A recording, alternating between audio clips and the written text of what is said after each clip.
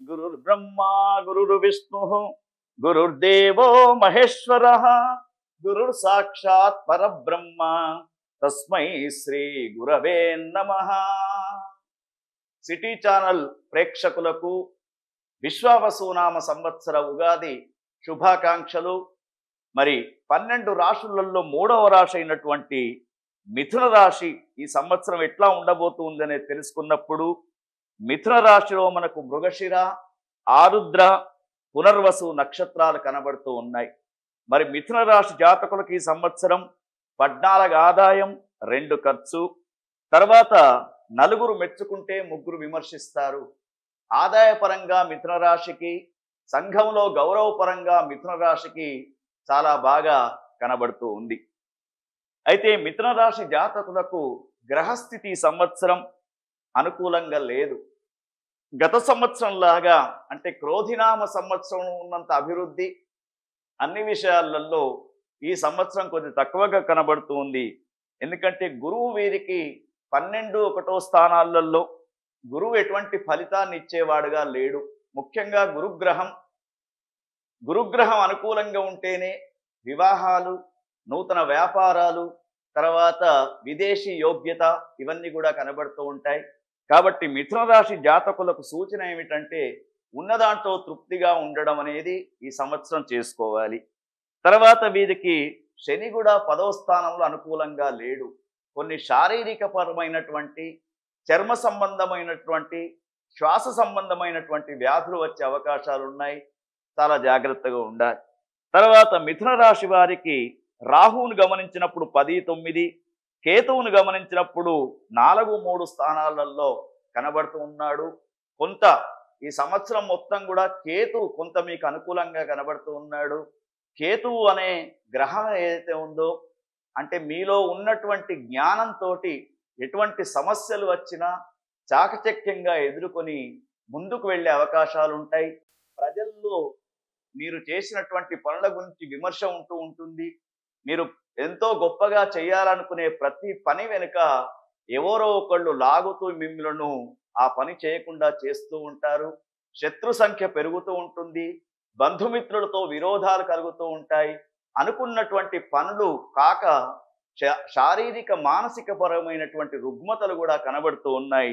మిథున రాశి వారు ఈ సంవత్సరం జాగ్రత్తగా ఉంటూ, మరి ముఖ్యంగా ప్రజా సంబంధాల్లో ఉన్నటువంటి వారు విమర్శించే విమర్శలకు కుంగిపోకుండా ముందుకు వెళ్ళాలి.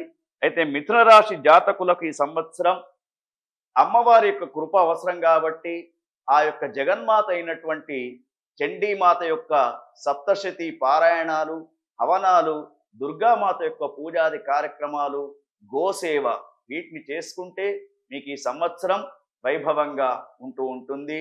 ఓం తత్సత్.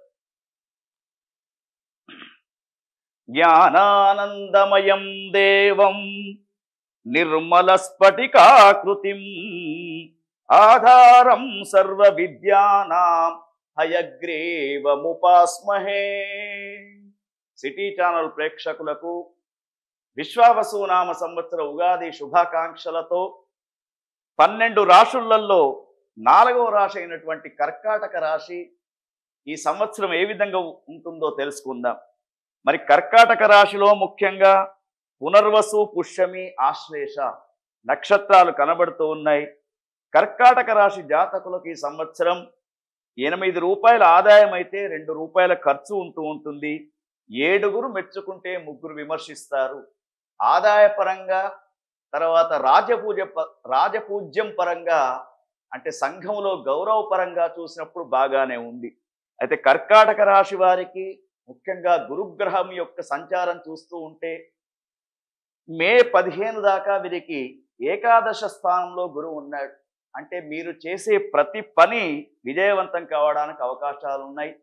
తర్వాత గురువు కర్కాటక రాశిలోకి 12వ స్థానంలోకి వస్తూ ఉన్నాడు కాబట్టి మే 15 తర్వాత మీరు చేసే పనులు కొంత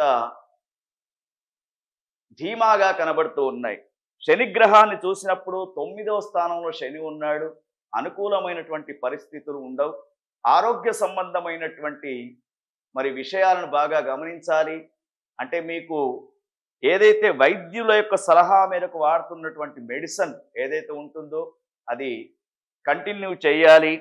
తర్వాత ఈ కర్కాటక రాశిలో ఉన్నటువంటి వారికి ఈ సంవత్సరం న్యూరో సంబంధమైనటువంటి ఆర్థో సంబంధమైనటువంటి బాధలు కూడా కనిపించే అవకాశాలు ఉన్నాయి. మరి రాహువు కేతువును గమనించినప్పుడు రాహుగ్రహం 9, 8 దీని యొక్క స్థానం కూడా బాగా లేదు. కేతువు యొక్క స్థానం 3, 2 అంటే కేతువు ఒక 6 మాసాలు కొంతవరకు మీ జ్ఞానంతో ముందుకు వెళ్ళడానికి అవకాశం ఉంది. అయితే కర్కాటక రాశిలో ఉన్నటువంటి రాజకీయ నాయకులకు కొంత అనారోగ్య సమస్యలు ఏర్పడుతూ వైద్యశాలల్లో కొద్ది రోజులు ఉండే అవకాశం కనబడుతూ ఉంది. ముఖ్యంగా డయాబెటిక్ కానీ బీపీ కానీ హార్ట్కు సంబంధించినటువంటి వ్యాధులు ఉన్నటువంటి కర్కాటక రాశి జాతకులు అనవసరమైనటువంటి విషయాల్లో మనస్తాపం చెందకుండా ఉన్న విషయాలను చూసుకుంటూ కొత్త వ్యాపారాలు ప్రారంభించకుండా ఉండడం విశ్వావసు నామ సంవత్సరంలో చెప్పదగ్గటువంటి విషయం. అయితే ఈ కర్కాటక రాశి జాతకులు దయకారుడైనటువంటి ఆ యొక్క శివునికి నవగ్రహ పాశుపతం అనే ఒక కార్యక్రమాన్ని చేసుకోండి. నిత్యం పంచాక్షరి మంత్ర జపాన్ని చేసుకుంటూ ఉంటే ఈ విశ్వావసు నామ సంవత్సరం మీకు వైభవంగా ఉంటూ ఉంటుంది. ఓం తత్సత్.